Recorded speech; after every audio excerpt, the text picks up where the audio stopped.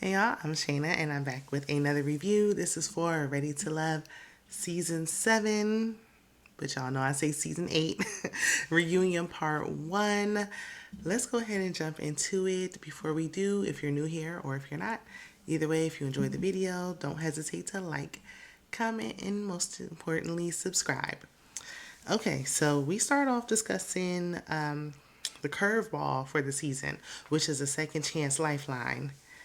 It didn't really twist and turn like I thought it was going to. Like, it wasn't really that curvy. It didn't really do anything. I mean, the men didn't even get to use it. So, there's that. Then we get into Jeffrey and Andre's package. I'm glad we started with them right away because we was wanting to know what's going on with them. So the tension is real thick, and of course Tommy addressed it. Jeffrey said after the finale she was like, I didn't hear from Dre. I didn't talk to him after we picked each other in the garden.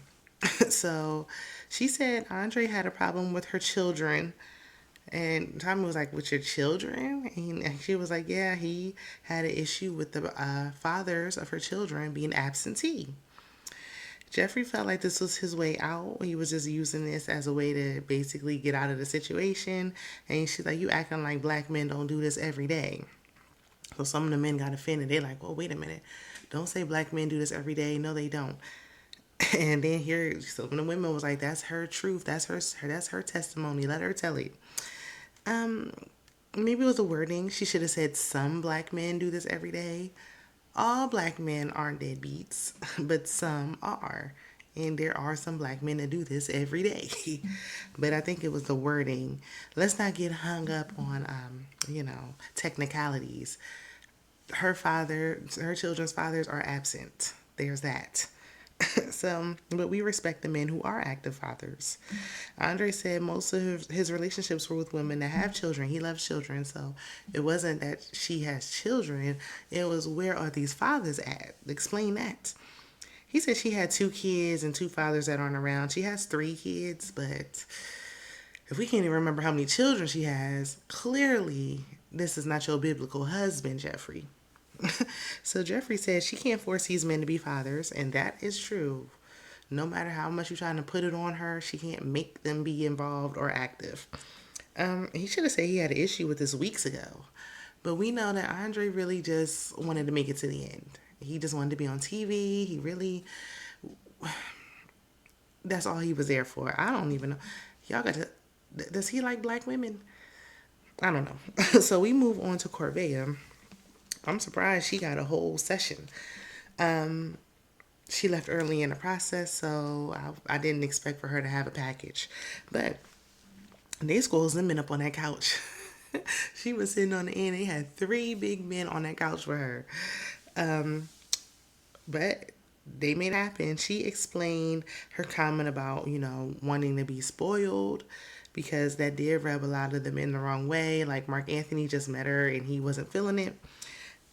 She was explaining that she came from poverty, worked her way up, got it out the mud, and I get it. Like, yeah, I don't want to go back to that lifestyle, and if that's the type of time you want, I'm not with it. So we touched on Lyndon being in his feelings that she didn't want him because he got a roommate and all that, and he like, the minute I meet you, you saying I gotta be in therapy. I don't think she was saying it like, well, if you want to date me, you better be in therapy, but I think she wants someone who's working on his mental health. Now, Demario didn't have a problem with what she was saying. He was like, I don't got no roommate. I've been to therapy. I mean, if you bring it to the table, then it doesn't bother you. If that's not what you want, she said herself, there's other ladies here. So why are you so hung up on the fact that she don't want you and your roommate having self? Find someone that does. I'm with Correa though. We're a little too old for that. I wouldn't want it either. Her feelings, her standards are valid. And if you are not with that, then you don't have to date her. So we move on to Linden, and this was boring, but Tony said that this was his first time seeing a kiss between Linden and Morgan, and he's uncomfortable. I bet he is. His response was better than I thought it was going to be. Jeffrey and Corvea go back and forth because Linden had made mention that Jeffrey said that Corvea said that Linden tried to kiss her. So they going back and forth and, My girl Jeffrey was like, look, forget that baby voice. The baby voice is at home today. Y'all getting the real Jeffrey, okay? Lyndon says he has a girlfriend who accepts him and his roommate. I just threw in that last part. So we got the boring Blue, and Jonique expressed that Blue didn't want to use the lifeline for her purposely. And the reason being is that he wanted to date her outside the show. So he like, well, if you get kicked off, then good, because then we can date outside the show. And she was like, good for who? Good for you? That ain't good for me. If you don't want me on the show, then I don't want you at all. He was still in the process though. Like, y'all, Tommy, you got to really hone in on these rules. If you're in the process, you shouldn't be dating somebody who's not in the process. So Jeffrey said Blue is husband material. It was kind of sounding like she wanted to spin the block one time, but that didn't last long because Tommy threw in a curveball and said Kayla from last season is here.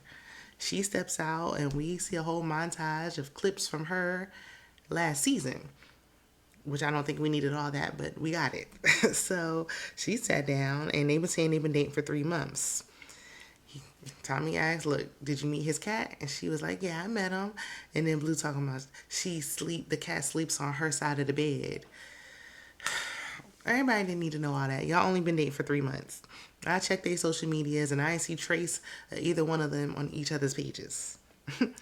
So then Z, I forgot her full name, but Z, she got eliminated early on. It was kind of awkward. She pipes up and she was saying, look, I was just talking to Blue. I'm in disbelief because the conversation we was having. And Kayla was like, he talks to a lot of people. Girl, you might want to listen and find out what your man out here is saying and what he doing, if that's your man. But the streets are talking. They saying Kayla's trying to stretch her 15 minutes of fame. She's trying to get an additional 5 minutes off of this. We'll see how long this lasts. Social media be staying up on it. So then we see Fabrice and how he talks about sex nonstop. I guess he wasn't able to join, so he joined via video chat. Demario was in the back, because we know in the back that's when the real tea come out. He said when he first met Fabrice said, so who you effing? Which one of these girls you effing on here?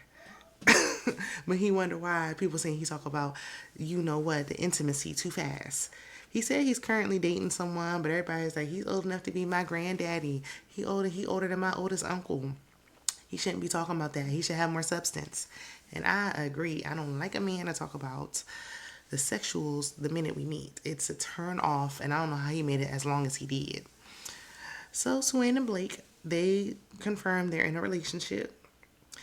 I'm actually surprised they're in a relationship because we just knew Blake was just trying to get to the end.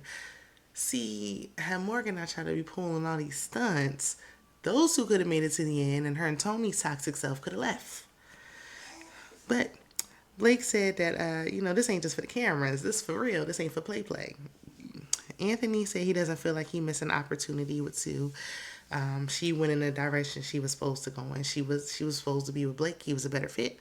Anthony don't feel no way.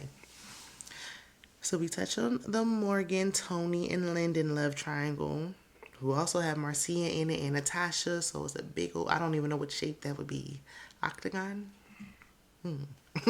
So I just know we better touch on Natasha though, and Nairgate, because Morgan got off too easy with the Nairgate.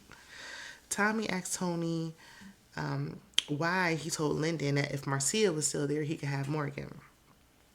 And Tony said Linden broke code by even exposing that. Bro code? Y'all were going after the same woman. Like, there ain't no bro code. What are you saying? But okay. Morgan asked if he meant what he said, and it sounded like he said he meant it at the time. Honey, you don't need to hear nothing else. That's all you need to know. So Morgan said her feelings for Tony were real. That's why they continued to date after the show. Where's the shock? Like, she had this whole big old exit, like, wanted to, like, make a statement and say, I'm choosing me and you ain't ready to love and all this nonsense to just keep dating them.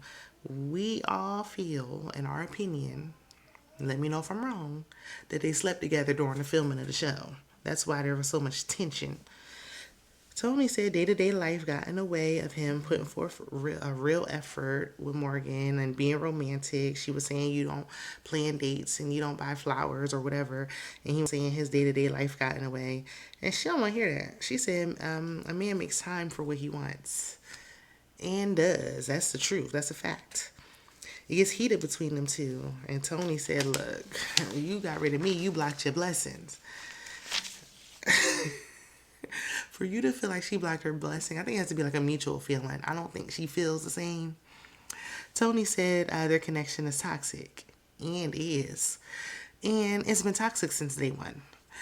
But that triggered Morgan, and she said, don't make me have to drag you out here. She said he's not a nice person, and even took it up a notch and said he's a monster. Mark Anthony was like, no, whoa, come on, Morgan. She said, you shut your ass up and stay over there. I hollered because why did you say something, Mark Anthony? Like, this don't concern you. Mind your business. Tommy asked if it's over between them, but obviously it ain't. They got unfinished business. That's why it's so passionate between them two. Tommy basically told him, like, look, y'all, pretty much y'all doing too much. That's what he was saying. Y'all doing too much. And they were. And Morgan stormed off. Let's just be clear. These people are 40. Okay. Tony follows behind her and she was like, I need a minute. Like, leave me alone. I need a minute. And he was like, no, I'm trying to talk to her. And they were like, just give her a minute. And she was like, I'm trying to talk to you for 6 weeks.